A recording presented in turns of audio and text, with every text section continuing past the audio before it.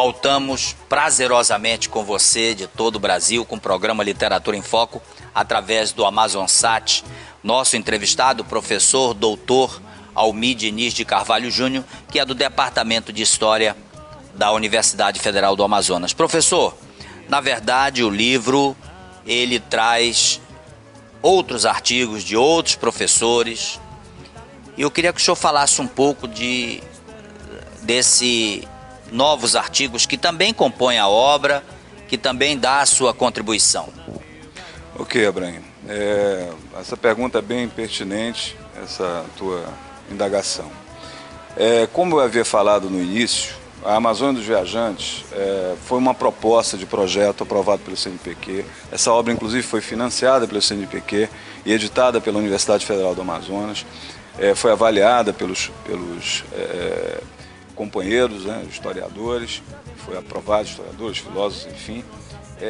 E ela trata, de uma maneira geral, sobre essas pessoas que passaram pela Amazônia, em vários momentos, né, desde o século XVIII até o século XX, com formações diversas, com visões diversas. Então, a ideia era realmente produzir um panorama inicial desse conjunto imensamente rico de visões que foram sendo construídas sobre a Amazônia ao longo desses séculos. Então, fazem parte desse livro uma série de autores, todos eles são pesquisadores, professores universitários, mestres, doutores, pós-doutores, enfim.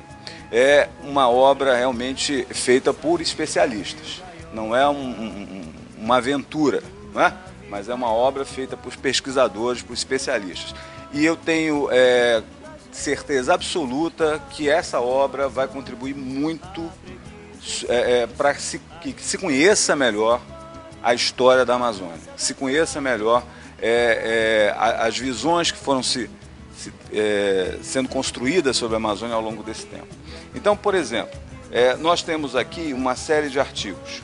A professora Priscila Falhuber, da Universidade de São Paulo, os papéis sociais de Constante Tasvisan e Kurt Mandaju, que são dois etnógrafos que passaram por aqui na Amazônia no século XX, na primeira metade do século XX. Nós temos o meu artigo, que é sobre o naturalista Alexandre Ruiz Ferreira, a invenção do índio na Amazônia, nos relatos da viagem filosófica. Nós temos também dois artigos de uma pesquisadora, de uma historiadora, Simone Villanova. Simone faz um trabalho muito interessante. Ela trabalha com um contraponto ao Teatro Amazonas, no início do século XX aqui em Manaus, com o teatro de palha. Ou seja, ela entra, ela aborda uma temática muito interessante, já muito abordada por outros historiadores, por outros intelectuais, mas de uma forma inovadora. Então ela contrasta o grande Teatro Amazonas, a representação desse modelo civilizador europeu com a cultura popular, o teatro de palha, que também existia em Manaus um pouco antes do Teatro Amazonas. E, para tanto, ela trabalha com vários viajantes, Robert Avila Alemã, entre outros, Agassiz, uma diversidade de autores. E também trabalha com os lazeres de Manaus no início do século XX, o que é muito interessante, no final do século XIX e início do século XX. O que é muito interessante para a gente ver como os amazônidas ressignificaram, reinventaram o modelo civilizador europeu, transformando e adaptando as suas necessidades, a sua visão de mundo, a sua cultura. Também temos um outro historiador importante, o Dyson Telles, que trabalha sobre os projetos urbanísticos no Amazonas colonial e como esse modelo urbanístico português foi também se transformando em razão das culturas locais, como houve uma transformação desse plano urbanístico em razão, inclusive, da organização das aldeias, e trabalha com Barcelos. Nós temos também a antropóloga Maria Helena Hortolã Matos, que trabalha com a construção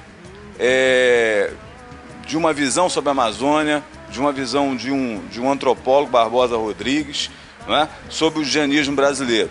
Então, é uma outra contribuição. Também um dos organizadores, assim como eu, o professor Nelson Noronha, tem uma contribuição no livro, Arqueologia dos Saberes da Amazônia, onde ele faz uma análise de vários viajantes que por aqui passaram, tentando entender um pouco como é que se formou esse pensamento sobre a Amazônia e em que sentido esse pensamento sobre a Amazônia que se formou ao longo desses séculos, em razão desses vários relatos de viajantes, ela também continua a existir hoje de uma forma, como disse, um tanto quanto empobrecida. Eu queria convidar aos amantes da Amazônia, aqueles que querem conhecer um pouquinho mais a Amazônia, de uma forma um pouco mais profunda do que, infelizmente, existe por aí, uma visão um pouco superficial.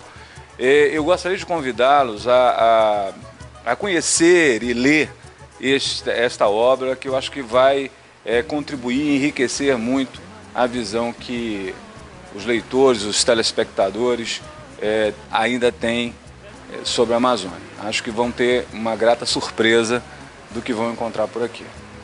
Agora, professor, na verdade, existem muitas dificuldades para se pesquisar, para se escrever. Quais as dificuldades que vocês encontraram para reunir esse trabalho? Claro que é um projeto do CNPq, não é fácil, tem que fazer o projeto, tudo tem que estar devidamente organizado. Como é que foi isso? Olha, são os ossos do ofício, né? A gente está aí para isso, nós estamos aí para trabalhar, para produzir projetos, para pesquisar. Mas você tocou num ponto importante, Abraim, e que, de certa maneira, mexe um pouco com o senso comum. Não só aqui na Amazônia, mas em várias regiões do Brasil e fora do Brasil. Que é exatamente esse descaso pela memória, esse descaso pelo passado, esse descaso pelo registro da experiência de outras pessoas que por aqui passaram, que não mais existem, mas que certamente podem contribuir muito para elevar a nossa visão sobre o mundo que nós vivemos. Então a história, ela é uma oportunidade, visitar o passado, visitar a memória de outras pessoas, de outras experiências de vida, é uma oportunidade para a gente abrir uma possibilidade de um novo futuro. Porque se nós ficarmos muito apegados ao nosso presente, a nossa visão ela fica muito empobrecida, ela fica muito limitada. Mas se nós começarmos a buscar outras visões, outras formas de vida que antes existiram, a gente abre um leque de possibilidades bem maior. Então eu acho que o que a gente tem que fazer hoje é investir um pouco mais na memória, investir um pouco mais na preservação da memória do nosso estado e do próprio Brasil, e investir um pouco mais na nossa sensibilidade para ler experiências do passado. Professor, nós estamos chegando ao final do programa e agora o senhor tem a oportunidade de se despedir. Olha, eu gostaria muito de te agradecer. É uma oportunidade ímpar estar aqui no seu programa, um programa tão importante como esse. Você é um dos baluartes, um dos guerreiros da cultura nesse estado.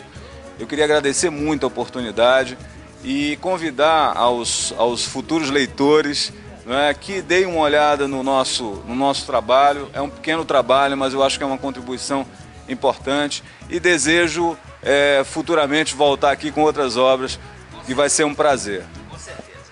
Foi um prazer enorme conversar com o professor doutor Almir Diniz de Carvalho Júnior. Nós estamos chegando ao final do programa, mas você pode assistir este e outros vídeos, inclusive o Literatura, através do nosso portal de vídeos. Acesse www.amazonsat.com.br. Para conferir as últimas notícias da nossa região norte, www.portalamazônia.com.br. Você pode nos acompanhar através do Twitter e curta a nossa página no Facebook. Lá nós temos muitos brindes para vocês. Obrigado pela tua companhia e pela tua audiência. Nos encontramos no próximo programa na certeza de que esse encontro será tão agradável quanto foi hoje. Até o próximo programa.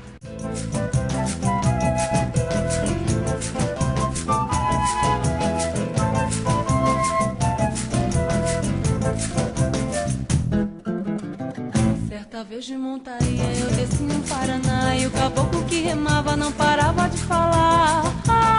Não parava de falar. Que caboclo falador. Me contou do lobisomem, da mãe d'água e do tajá. Disse do Jurutaí que se ri pro luar. Que se ri pro luar. Que caboclo falador. Que mangava de visagem, que matou surucucu e jurou com pavulagem que pegou Irapuru. Que pegou Irapuru. Que caboclo tentador. Caboquinho, meu amor, arranjou pra mim. Ando roxo pra pegar um vinho assim. O diabo foi-se embora, não quis me dar. Vou juntar meu dinheirinho pra poder comprar. Mas no dia que eu comprar esse caboclo vai sofrer. Eu vou desassossegar o seu bem querer.